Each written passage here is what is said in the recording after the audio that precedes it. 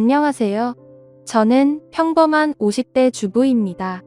남편과 시어머니, 그리고 두 딸과 함께 살고 있어요. 세월이 참 화살같이 빨라요. 남편과 직장 동료로 만났던 게 엊그제 같은데 어느새 결혼 30주년이 코앞이네요. 사실 주변을 둘러보면 이혼한 부부들도 많고요. 갈라서지 않았다고 해도 이미 마음이 식어서 자식만 보고 사는 사람들도 많습니다. 그런 분들은 저희 부부를 보면서 참 신기하다고 해요. 어쩜 그렇게 아직까지 사이가 좋냐면서요. 더군다나 아픈 시어머니까지 모시고 살면서 말이죠. 제 속사정을 모르는 친구들은 대단하다면서 저를 죽혀세워요. 하지만 전 자식된 도리로서 제 할 일을 하는 것뿐이라고 생각합니다. 더군다나 저희 부부는 시어머니에게 큰 은혜를 입었거든요. 바람 앞에 등불처럼 위태로운 상황에서 몇 년 전 그 일로 기적 같은 인생 역전을 할 수 있었죠. 다들 무슨 일인지 궁금하시겠죠? 지금부터 천천히 얘기해 보겠습니다. 우선 남편의 가정 환경부터 설명해야 할 것 같아요. 남편은 어릴 때 아버지를 여의고 홀어머니 밑에서 자랐는데요. 당시 시어머니는 그 지역에서 이름난 맛집의 사장이었어요. 신문이나 텔레비전에도 억대 매출을 올리는 가게로 자주 소개된 유명한 곳이었죠. 처음 만날 때만 해도 그 사실을 몰랐는데 사귄 지 3년쯤 됐을까요? 슬슬 결혼 생각이 들었는지 자기 집안 얘기를 조금씩 하기 시작하더라고요. 그리고 얼마 안 가 저를 시가 식구들에게 결혼하고 싶은 여자라면서 인사시켰죠. 시가에서 만남을 가졌었는데 집이 어찌나 으리으리하던지 평범한 집에서 자랐던 저는 살짝 기가 죽고 말았어요. 시어머니가 저를 마음에 안 들어 하면 어쩌나 걱정도 들었죠. 다행히 시어머니는 저를 마음에 들어 하셨습니다. 아버지가 교사인 것도 제가 남편과 같은 회사에서 일하고 있던 것도 좋게 보셨던 것 같아요. 식구가 될 테니 어려워 말고 자주자주 놀러와요. 하면서 환대해 주셨죠. 의외의 복병은 남편의 하나밖에 없는 형제인 아주버님이었어요. 참나 정군이 이제 겨우 29인데 뭔 벌써 결혼할 것처럼 그래? 하면서 저를 못마땅한 눈길로 쳐다보더군요. 그 적대적인 시선에 어찌나 당황했는지 몰라요. 그쵸. 오늘은 인사만 드린 거고 결혼은 좀 더 천천히 준비하려고요. 하고 말했어요. 그러자 남편이 바로 끼어들더군요. 난 올해 안에 결혼하고 싶어. 내년이면 30인데 늦어도 한참 늦었지. 언제까지 형이 먼저 결혼하길 기다릴 수는 없잖아. 이러다 나도 혼기 놓쳐서 노총각 되면 형이 책임질 거야? 뭐, 너 아직도 전에 만나던 여자랑 헤어진 게 내 탓이라고 생각하는 거냐? 사실 남편은 저를 만나기 전에 오래 사귀었던 여자가 있었어요. 4년 넘게 만났는데 아주버님이 개혼은 자기가 해야 된다고 묵인통해 결국 차일피일 결혼을 미루다 헤어졌다고 했죠. 남편이 사전에 다 얘기를 해줬기 때문에 알고 있던 사실이었지만 막상 눈앞에서 남편이 그 얘기를 꺼내며 화내는 걸 보니 좀 놀라웠어요. 남편은 원래 좋은 게 좋은 거라면서 뭐든 웃으며 넘기려는 편이었거든요. 회사에서도 별명이 보살이었죠. 그런 남편이 자기 형한테만큼은 거리낌 없이 감정을 표출하더라고요. 형 탓이 아니면 누구 탓인데. 형이 계속 반대해서 결혼 질질 끌다가 결국 엎어진 거 아니야? 억울하면 내가 첫째로 태어나지 그랬냐. 어쨌든 개혼은 장남인 내가 먼저 해야 돼. 당장 만나는 여자도 없으면서 언제까지 기다리라는 건데. 나 진숙이는 절대 못 놓쳐. 진숙이랑 올해 안에 꼭 결혼할 거야. 형제의 팽팽한 싸움에 보다 못한 시어머니가 끼어들었어요. 정진아, 이미 다 얘기했잖아. 정군이 먼저 결혼시키기로. 난 싫다고 했잖아. 얘가 먼저 결혼하면 형인 내가 뭐가 돼. 35이나 먹고도 아직 결혼을 못해서 동생 먼저 보내냐고 다들 손가락질할 텐데. 쪽팔려서 어떻게 얼굴 들고 다니냐고. 아주머님은 마치 아이처럼 때를 쓰듯이 화를 내더군요. 남편보다 6살이나 많다는 게 믿어지지 않을 정도였어요. 더 놀라운 건 시어머니의 반응이었습니다. 그런 아주머님에게 쩔쩔맸더라고요. 결국은 정구나 너희 형이 이렇게까지 얘기하는데 꼭 결혼해야겠니? 형 다음 달에 있을 맞선 결과 보고 다시 얘기하면 어떻겠니? 하면서 은근슬쩍 남편과 저를 압박하더군요. 내가 이럴 줄 알았어. 이번엔 내 편 들어주겠다며. 결국 또 이렇게 나오는 거야? 이럴 거면 진숙이는 왜 부르라고 했어? 사람 꼴 우습게 만드는 것도 아니고 이게 뭐냐고. 남편은 붙잡는 어머니를 뿌리친 채 저를 데리고 그 자리에서 나왔어요. 그리고 미안하다고 사과했죠. 그때 처음으로 남편의 골물대로 골문 상처를 들여다볼 수 있었습니다. 알고 보니 시어머니는 아주 옛날부터 남편과 아주머님을 차별했다고 해요. 아주머님이 첫째기도 했고요. 어릴 때 교통사고로 크게 다쳐서 죽을 뻔한 적이 있다더군요. 그 뒤로 다리도 미세하게 절개돼서 시어머니의 아픈 손가락이 된 거였죠. 늘 아주머니만 끼고 본 건 당연하고요. 심지어 시어머니 가게가 성공하기 전까지는 모든 재정적인 지원도 아주머님에게만 해줬다고 하더군요. 남편이 공부를 아주 잘했는데 대학을 삼수했거든요. 그것도 등록금이 없어서 그런 거였더라고요. 정작 전문대 들어간 아주머님은 시어머니가 대학 등록금에 자취방 월세며 생활비까지 대줬는데 말이죠. 남편이 한이 쌓일만 하더라고요. 형 사고 난 거 나도 안타깝지. 다리 저렇게 된 것도 불쌍하고. 근데 나도 형 퇴원하고 재활치료 받을 때까지 몇 년의 고모집에서 엄마 얼굴도 못 보고 살았어. 온갖 눈칫밥이란 눈칫밥은 다 먹으면서 밤마다 울면서 지냈다고. 근데 엄마는 그런 건 형이 다친 거에 비하면 아무것도 아니라고 그만 좀 얘기하래. 너희 형이 불쌍하지도 않니? 뭐든 그저 형 정말 지긋지긋해 죽겠어. 내가 전 여자친구랑 헤어지고 힘들어할 때도 우리 엄마 뭘 했는 줄 알아? 형이 알면 신경 쓸 테니까 티내지 말래. 그게 할 소리야? 이번만큼은 꼭 결혼시켜주겠다고. 진숙이 너 데려오라고 큰 소리 똥똥 치더니 또 이럴 줄이야. 남편은 마치 아이처럼 저를 끌어안고 엉엉 울었어요. 전 그런 남편이 안쓰러워서 어쩔 줄을 몰랐죠. 남편은 이번에야말로 집안과 연을 끊겠다고 했어요. 하지만 남편이 얼마나 어머니의 애정에 굶주려 있는지 알기에 저는 그러지 말라고 말렸죠. 결국 저희 부부는 2년 뒤 아주버님이 결혼하고 난 뒤에야 식을 올릴 수 있었습니다. 시어머니는 미안했는지 결혼 선물로 빌라 전세를 해주셨죠. 물론 아주버님이 결혼할 땐 더 큰 돈을 들이셨어요. 사실 아주버님은 변변한 직장도 없이 놀다가 시어머니 가게를 물려받겠답시고 경영 수업을 받고 있었는데요. 거기서 일하던 20살짜리 여자 아르바이트생과 눈이 맞아 임신을 시켜버렸죠. 당연히 그 집에서는 난리가 났습니다. 하나뿐인 금지옥엽 딸 인생을 망쳐놨다고요. 뭐 어찌저찌 결혼 허락을 받긴 했지만 아주버님은 처갓집에 발도 제대로 못 들이셨죠. 시어머니는 또 그런 아주버님이 불쌍하다면서 어쩔 줄을 몰라 하셨어요. 우리 아들 무시당하면 안 된다고 결혼할 때 시내에 큰 고급 아파트를 장만해 주셨고요. 여자 쪽 집안에서 혼수도 해가기 싫다고 하자가구며 가정까지 죄다 채워주셨죠. 게다가 손주가 퇴원한 뒤로는 본인이 가게 일하면서 육아까지 전담하셨어요. 어린애들이 뭘 알겠냐면서 본인이 키우는 게 편하다고 했지만 글쎄요. 제가 보기엔 아주버님 내가 키우기 힘들다고 떠넘긴 것처럼 보였습니다. 졸지에 전 20살짜리 여자애를 형님으로 모셔야 했어요. 분가에서 살다 보니 매일같이 얼굴을 보는 건 아니었지만 그래도 명절이며 시어머니 생신이며 시아버지 제사며 은근히 시가에서 만나는 일이 잦았죠. 시어머니가 아주버님과 그 며느리한테 쩔떨매서일까요? 형님은 시어머니를 우습게 보는 건 물론 저희 부부까지도 아랫사람으로 여기더군요. 시가에 오면 손가락 하나도 까딱하지 않아서 제가 모든 일을 다 해야 했습니다. 보다 못한 남편이 형수 같이 좀 하죠? 권하면 셀쭉한 표정으로 아주버님에게 달려갔죠.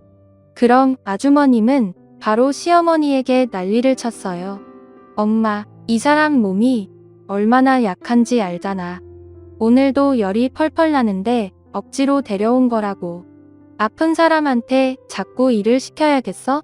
누가 일을 시켰다고 그래? 엄마가 다 알아서 할 테니까 새아가랑 애 데리고 방에 들어가 누워있어. 음식 다 되면 부를 테니까. 그렇게 아주버님은 안방에 모셔놓고 일하는 건 시어머니와 저희 부부뿐이었어요. 남편이 너무하다고 화를 내도 별 소용이 없었죠. 엄마, 딱 봐도 꾀병인 거 모르겠어? 꾀병은 무슨, 너희 형 다리가 어떤지 알면서 그래? 그럼 형수는 열이 나긴 개뿔 딱 봐도 잘 먹고 잘 자서 얼굴에 기름기가 번지르르 하더라. 당장 나와서 거들라고 해. 육아도 엄마한테 다 맡겨놓으면서 해도도 너무한 거 아니야? 저 어린 게 뭘 할 줄 알겠어. 그냥 놔둬라. 안 그러면 너희 형 또 난리 나. 그럼 진숙이는 뭐가 돼? 진숙이는 뭐 태어날 때부터 남의 집 제사상 차릴 줄 알아서 이러고 있는 줄 알아? 뭐, 너까지 정말 이럴 거야? 시어머니 목소리가 높아지면 결국 저는 중재에 나설 수밖에 없었습니다. 남편이 시어머니와 다투고 나면 몇 날 며칠을 우울했거든요. 어차피 싸워봤자 달라지는 것도 없고 그냥 좋게 넘기는 게 최선이었죠. 여보, 난 괜찮아. 이제 뭐 하면 될까요? 어머니? 제가 그렇게 나서면 결국 남편도 못 이기는 척하고 입을 다물었습니다.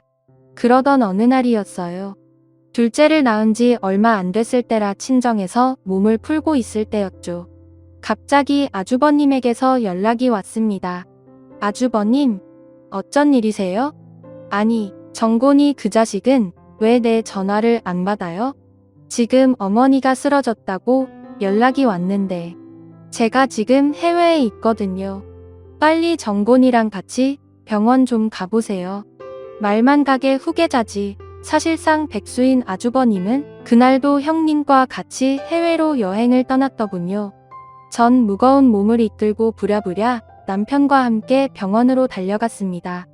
평소 가게 일하랴, 손주 육아하랴 힘들었던 시어머니를 너무 방치한 게 아닌가 싶어서 마음이 무거웠죠. 다행히 의사는 목숨엔 큰 지장이 없다고 했어요. 하지만 앞으로 평생 투석을 받아야 한다고 했죠. 다낭성 신증후군이라고 심장에 물집이 생기는 일종의 유전병입니다. 가족 중에 이 병을 앓고 계신 분이 없으세요? 알고 보니 시어머니의 어머니도 이 병으로 신장 2개를 떼어냈다고 하더군요. 다행히 시어머니는 그 정도로 심각한 건 아니라고 했어요. 그 뒤로 시어머니는 신장 투석을 받기 시작했습니다. 말이 쉽지. 이틀에 한 번 4시간씩 꼬박꼬박 병원에 가서 투석을 받는다는 건 참 쉽지 않은 일이었어요.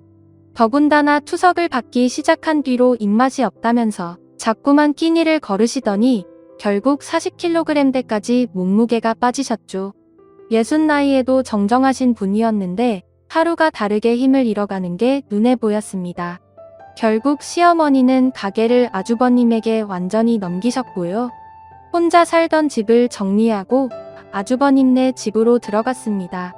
그렇지만 시어머니를 병원에 모시고 가는 건 거의 제 몫이었어요. 아주버님과 형님은 가게 일 때문에 너무 바쁘다고 했고요. 남편 역시 직장에 묶인 몸이었으니까요. 첫째를 낳은 뒤로 쭉 전업생활을 하고 있던 제가 시어머니를 돌볼 수밖에 없었죠. 한 3년간은 별 불평 없이 쭉 신장 투석을 받으시던 시어머니는 언젠가부터 너무 힘들다고 차라리 죽고 싶다는 말을 하기 시작했습니다. 투석까지는 어떻게 참겠는데 혈관 수술은 너무 아파 이렇게 사느니 그냥 영감 곁으로 가고 싶다 하면서 눈물을 흘리셨죠. 가슴 아팠어요. 어떻게든 신장 이식을 받게 해드리고 싶었지만 공여자를 찾는 게 쉽지 않았습니다. 이미 대기를 걸어둔 사람들이 많았거든요. 과장 좀 더 보태 얘기하자면 시어머니 차례가 오는 것보다 시어머니가 돌아가시는 게 더 빠를 것 같았죠. 남편도 그 사실을 잘 알고 있었어요. 어느 날 술에 잔뜩 취해 들어와선 제게 그러더군요. 엄마 말이야. 내가 신장을 드리면 어떨까? 하고요. 전 올게 왔다고 생각했습니다. 유년 시절의 상처에도 불구하고 남편이 시어머니를 얼마나 사랑하는지 잘 알고 있었거든요. 언젠가 이런 말을 하는 날이 올 거라고 생각했죠. 전 단호하게 반대했습니다. 말도 안 되는 소리 하지 마. 신장 하나 떼고 나면 그때부터 평생 약 먹으면서 관리해줘야 돼. 절대 피곤해지면 안 되니까 힘든 일도 못하고 병원도 매주 가야 한다고. 당신이 그러면 나랑 우리 애들은 어떡하고? 맞아, 내가 괜한 소리를 했다. 미안해. 남편은 바로 수긍했어요. 하지만 시어머니의 신장 상태는 시간이 흐를수록 점점 더 나빠졌고요. 결국 병원에선 신장을 2개 다 떼어내야 할 것 같다고 했습니다. 여보, 나 이렇게 엄마 보내면 정말 후회할 것 같아. 잃지만 하면 엄마한테 신장 주고 싶어. 한 번만 나 이해해주면 안 될까? 내가 앞으로 더 잘할게. 술, 담배도 끊고 운동도 열심히 하고 당신이랑 애들한테도 진짜 잘할게. 응?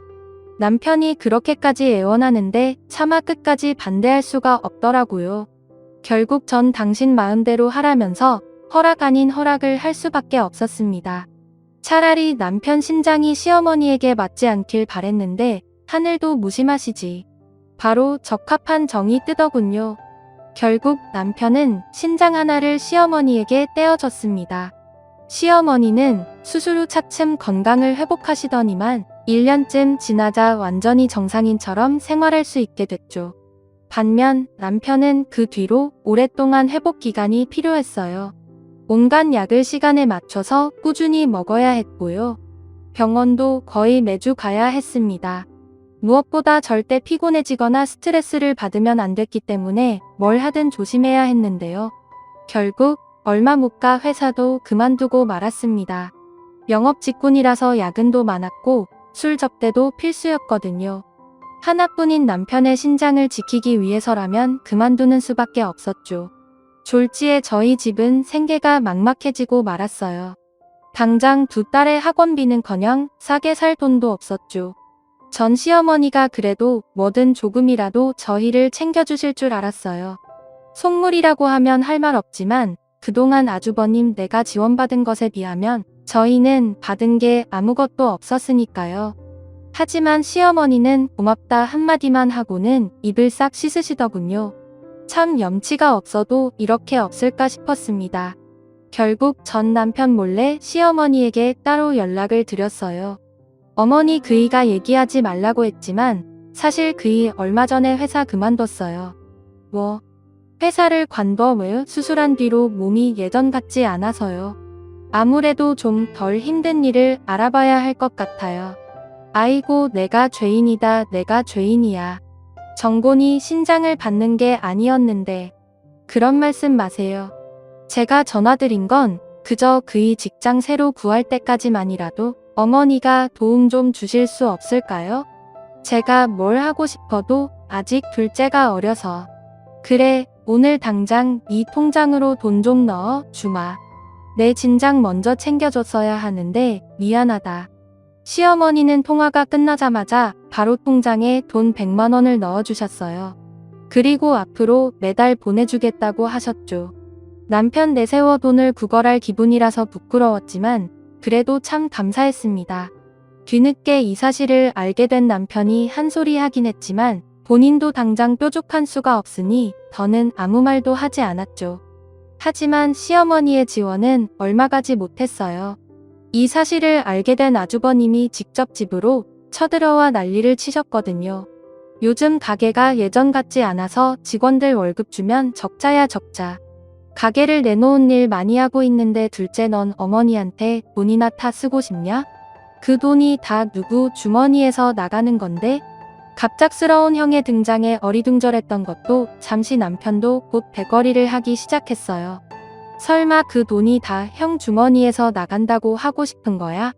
엄마 재산이 다 형 것도 아니고 엄마가 자기 돈을 누구한테 쓰든 그건 엄마 마음이지.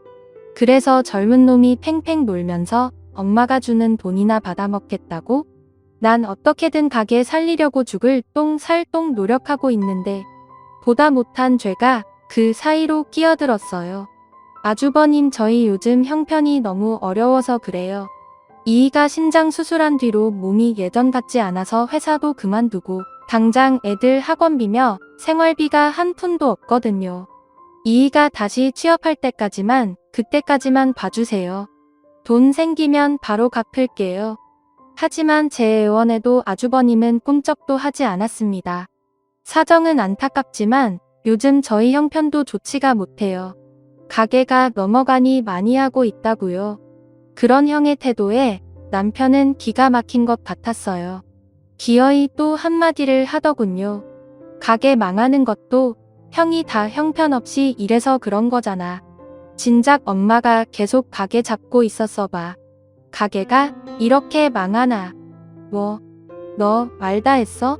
이게 보자 하니까 진짜 형한테 아주 끝간 줄 모르고 텀벼뜯기야. 아주버님은 남편에게 주먹을 휘둘렀어요. 신장 이식한 뒤로 부쩍 쇠약해진 남편은 제대로 된 반격도 못하고 맞기만 했죠. 결국 저는 경찰을 부를 수밖에 없었습니다. 집에 있던 시어머니와 형님까지 놀라서 경찰서로 달려왔죠. 아주버님은 시어머니를 보자마자 없는 소리를 내면서 아픈 척을 하더군요. 참 꼴보기 싫었습니다.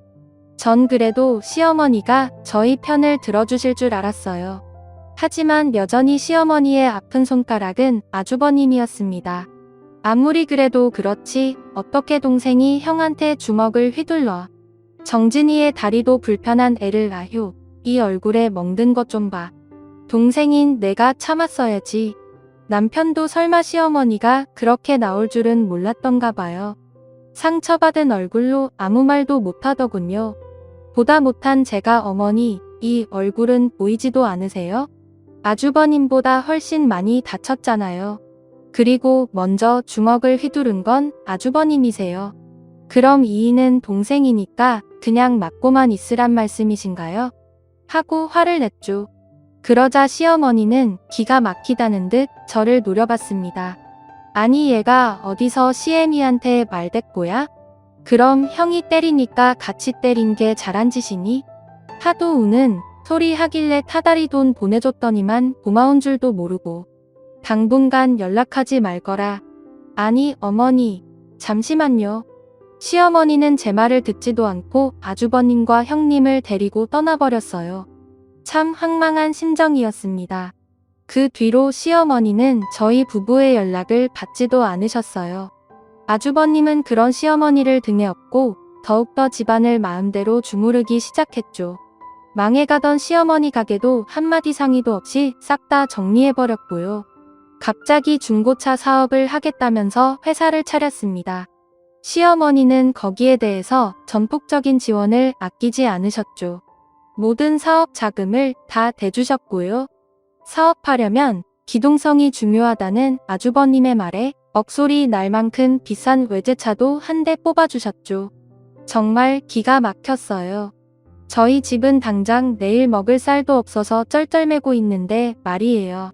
정말 너무 서운하더군요.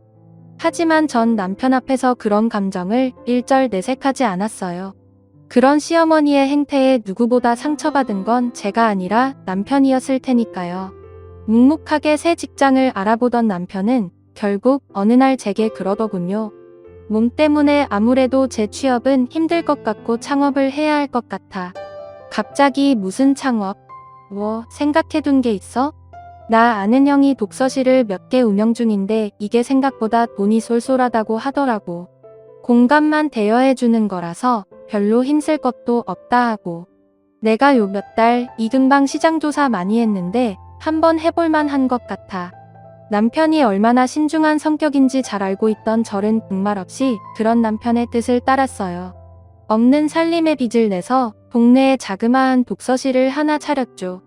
처음엔 장사가 잘 됐어요.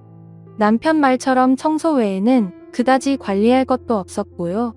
저와 남편이 번갈아 가면서 카운터를 보고 야간에는 아르바이트 생활 썼기 때문에 인건비도 그렇게 많이 들지 않았죠. 하지만 어디서 장사가 잘 된다는 소문이 났던 걸까요? 근방에 프리미엄 독서실이 한두 개 더 생기더니만 매출이 반의 반으로 뚝 떨어졌습니다.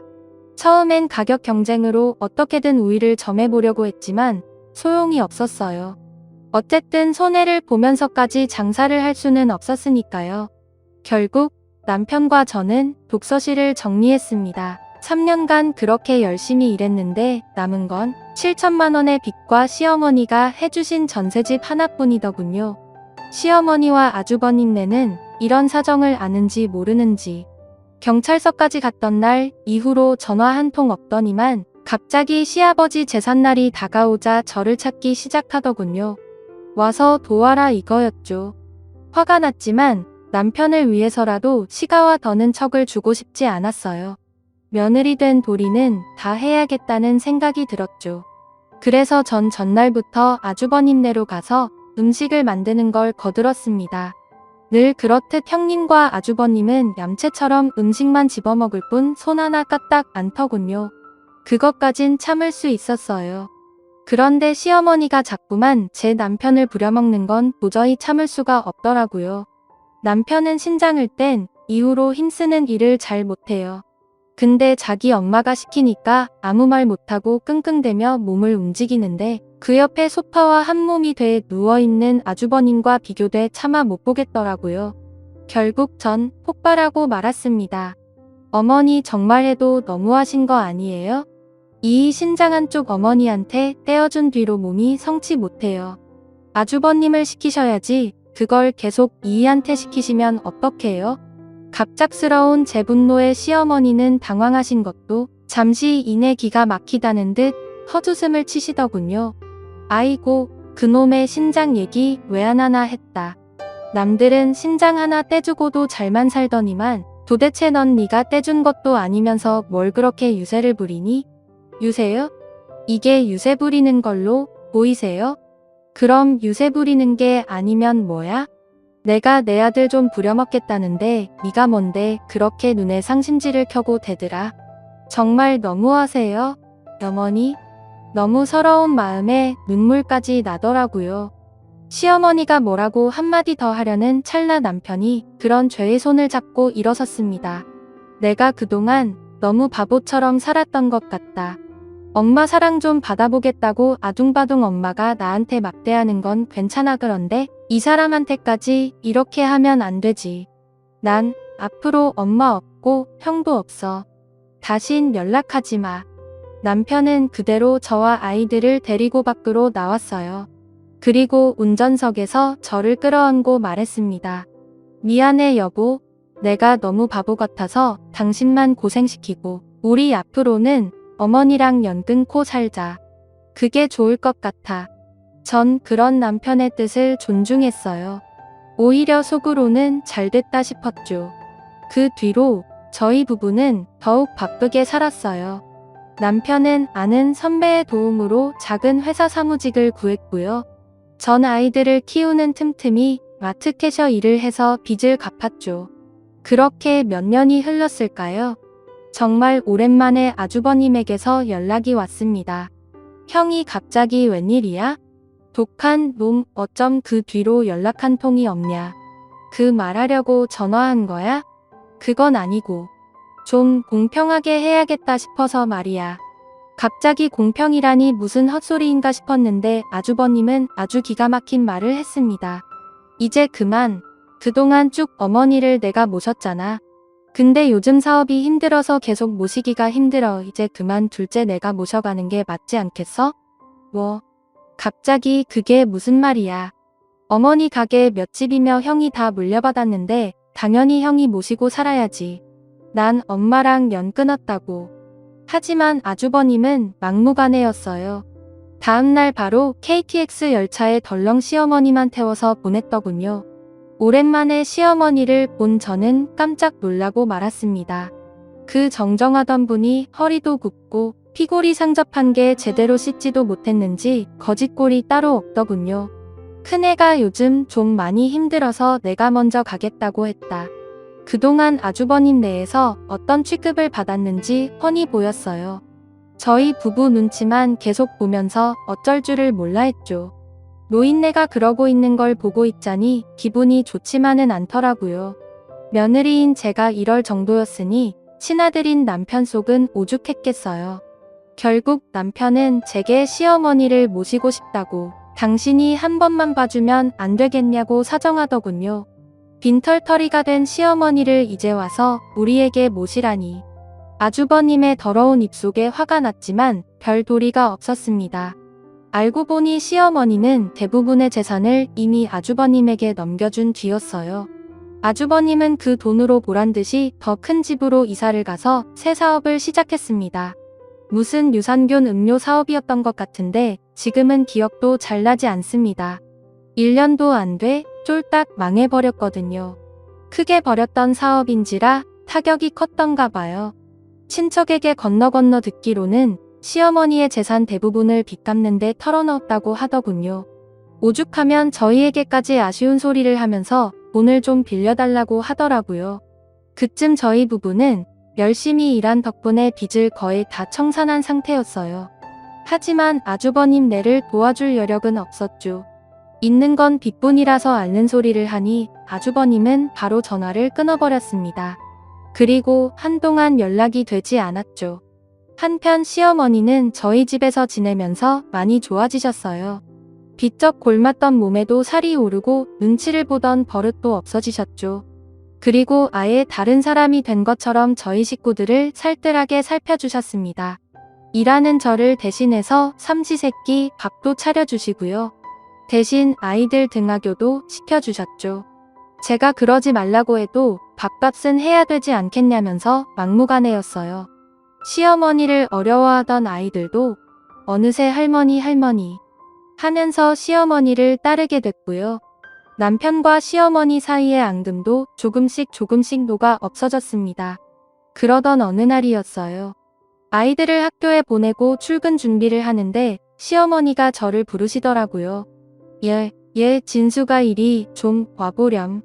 무슨 일이라도 났나 싶어 얼른 달려가니 시어머니가 대뜸제게 신문을 내미셨어요. 요즘 부동산에서 자꾸 전화가 오더니만 우리 고향 땅이 재개발된다는구나. 네? 어디가 재개발된다고요? 땅값이 2배는 넘게 뜰 거야. 이제 됐다. 다 됐어. 급기야 시어머니는 저를 부둥켜 안고 엉엉 울기 시작했어요. 영문을 모르던 저는 부동산을 하는 시어머니 친구분의 말씀을 듣고 모든 상황을 이해할 수 있었죠. 시어머니 앞으로 남은 재산이라고는 고향 땅이 전부였는데요. 대부분 개발 제한 구역으로 묶여 있어서 명쓸모가 없는 땅이었어요. 그래서 아주버님도 본인이 가져가지 않고 그냥 놔둔 거였죠. 그런데 글쎄 그 땅이 재개발이 확정됐지 뭐예요. 당연히 땅값은 하늘 높은 줄 모르고 취소샀고요. 시어머니는 적절할 때에 그 땅을 처분했습니다. 시어머니는 땅을 판 돈으로 제일 먼저 저희 부부 빚까지 갚아주셨어요. 그리고 남은 돈도 전부 저희에게 증여해 주셨죠. 됐다고 한사코 사양해도 그동안 해준 게 없다면서 막무가내셨던지라 받을 수밖에 없었습니다. 혹시라도 탈이 날까 싶어 친척들에게 쉬쉬했는데 그게 어떻게 소문이 났던가 봐요. 채 일주일도 안 돼 아주버님이 저희 집으로 찾아왔습니다. 아주버님 어쩐 일이세요? 연락도 없이 와. 아들이 엄마 얼굴 보려고 왔지 왜 왔겠어요? 엄마 그동안 잘 있었지? 어디 아픈 데는 없고? 눈치를 설설 보면서 시어머니에게 안부 인사를 묻는데 그 꼴이 어찌나 한심하던지. 네 애미 버릴 땐 언제고 여긴 무슨 염치로 왔냐? 시어머니의 반응 역시 전과 달리 냉정하기 짝이 없었죠. 그러자 아주버님은 대뜸 눈물을 쥐어짜내기 시작했습니다. 엄마 그렇게 엄마 보내놓고 나는 뭐 마음 편했는 줄 알아? 사업은 안 풀리지 돈은 없지 내가 생살 떼어내는 심정으로 엄마를 여기 보낸 거야. 참나 큰며느리랑 네가 날 밥도둑 취급하던 게 아직도 생생하다. 밥도둑 취급이라니 무슨 말을 그렇게 해. 내가 다 잘못했어. 그러니까 이제 그만 집으로 가자. 응, 다짜고짜 시어머니에게 그렇게 얘기하는데 참 기가 막히더라고요. 혹시라도 시어머니가 마음이 약해져 넘어가면 어쩌나 싶었는데 다행히 시어머니도 현명한 분이었어요. 고웃음을 치면서 나한테 다시 콩콩물이 좀 생기니까 그게 탐나서 그러니? 내 속으로 나왔지만 너도 참 징그럽다 징그러워 하시더군요. 아주버님은 시어머니의 반응이 예전 같지 않자 당황한 것 같았어요. 그때부턴 무릎까지 꿇고 아예 싹싹 빌더군요. 내가 잘못했어요, 엄마.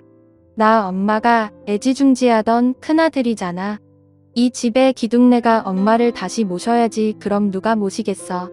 그러지 말고 나랑 같이 가자. 내가 잘할게. 일 없다. 아주버님의 눈물 섞인 애원에도 시어머니는 완강했어요. 그러자 아주버님은 옆에 서 있던 저를 닥달하기 시작했습니다. 뭐예요, 재수씨, 얼른 엄마 짐 싸줘요. 그리고 엄마 그 땅판 돈 그건 어딨어요? 설마 다 쓴 건 아니죠? 네. 참 부끄러움을 모르는 사람이더군요.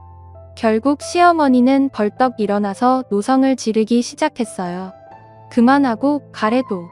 내 속셈이 너무 훤히 보여서 내가 며느리 보기 부끄럽다. 얼굴을 틀 수가 없어. 내가 사람이면 감히 그 돈을 탐낼 수 있니? 그건 전부 둘째 내 몫이야.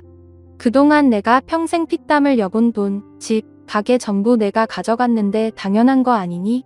어쩜 사람 탈을 쓰고 이럴 수가 있어. 애 밑은 꼴 쪽쪽 빨아먹다가 더는 등 처먹을 게 없으니까 버려놓고 이제 와서 이러는 게 부끄럽지도 않니?